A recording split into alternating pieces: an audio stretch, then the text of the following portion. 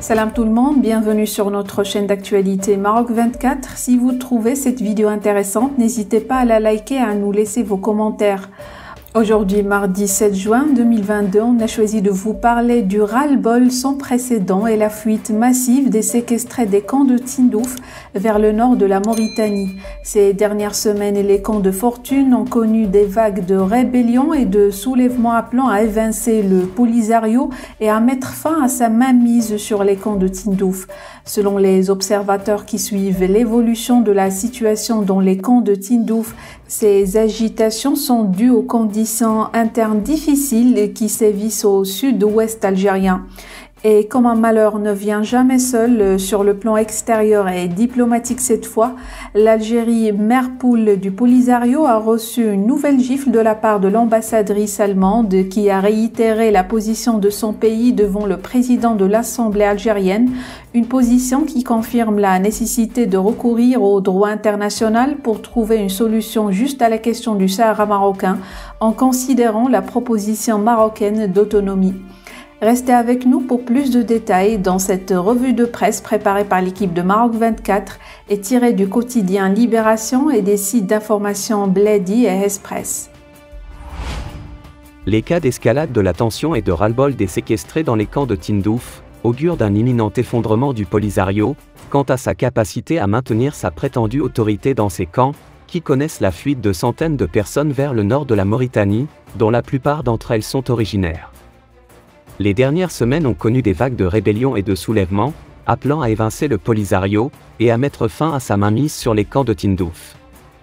Les observateurs qui suivent l'évolution de la situation dans les camps de Tindouf confirment que l'état de rébellion, d'insurrection et de tension que connaissent les camps de Tindouf depuis des semaines a mis en évidence les carences du Polisario qui peut s'effondrer à tout moment, malgré le grand soutien que lui apporte le régime algérien.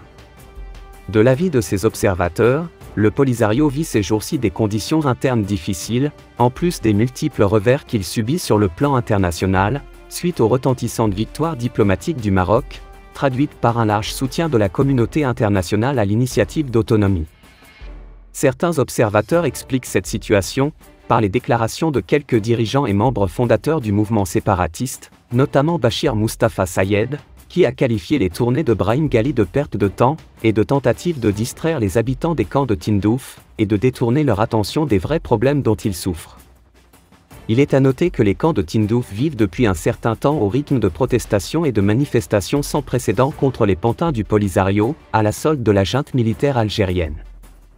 Des informations font également état d'un grave chaos sécuritaire à Tindouf, accompagné de la prolifération d'armes chez les jeunes, de la toxicomanie et la contrebande, à l'origine d'une multitude de crimes. Dans le même sillage, l'aide alimentaire distribuée par les Nations Unies dans les camps de Tindouf ou du Sahel pourrait diminuer de moitié selon les données du Programme alimentaire mondial des Nations Unies, PAM.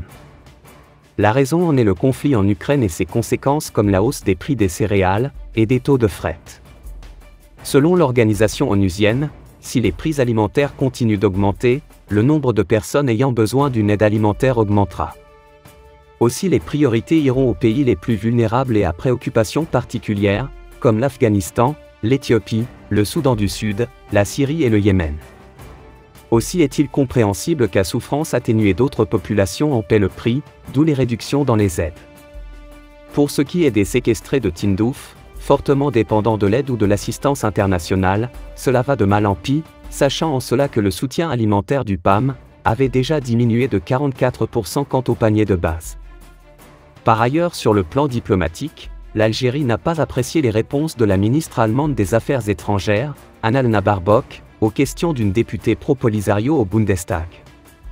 Dans ce qui s'apparente à une convocation, l'ambassadrice de Berlin à Alger, Elisabeth Wolber, a été reçue lundi 6 juin, par le président de la Chambre basse du Parlement, Brahim Boughali. Au cours de cette réunion, le responsable algérien a tenu à rappeler à la diplomate allemande les positions fermes de l'Algérie vis-à-vis des questions justes, en tête desquelles les causes des peuples palestiniens et sahraouis, indique l'institution parlementaire dans un communiqué relayé par l'APS. L'ambassadrice a réitéré la position de l'Allemagne concernant les questions internationales et la nécessité de recourir au droit international, y compris pour la question du Sahara marocain, précise la même source. Pour rappel, le 13 décembre 2021, la ministre des Affaires étrangères, Annalena Baerbock, a salué le plan marocain d'autonomie au Sahara occidental, soulignant que le Maroc a apporté en 2007 une contribution importante au règlement de la question du Sahara. Une annonce accueillie alors en silence par le pouvoir algérien. Pour rester informé, je vous invite à regarder les vidéos Maroc 24 qui s'affichent sur votre écran.